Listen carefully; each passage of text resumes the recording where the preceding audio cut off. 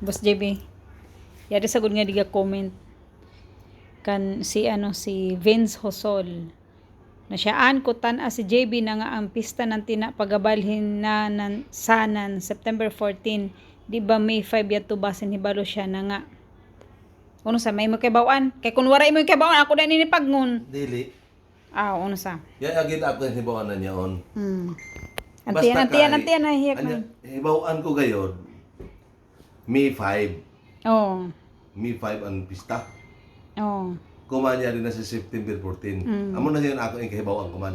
Kaya sa tinunaray, ako yung hibawan, basta pista, magapanginod ako. Amo na yun. Huwag ko mahibaw na nga na imbalhin.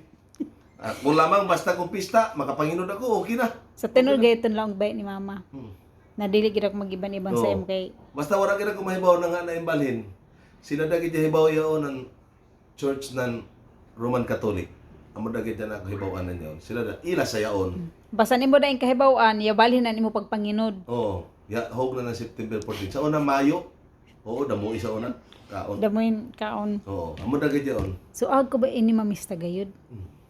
Mistahay. Mamistahi ko gid ba ya? Mistahay ta kay kuan siya. Bali, pagkalaon nila na, kuan, i-celebrate. Pasalamat sa patron. Oo, pasalamat sa kato. Amo da yun. So hagad bago Basta ko na ko manginom ini. sila, nga mag-ibang kami. Ito si Vin Soson. Ben Susol. Basin manginod ka, iba na ako.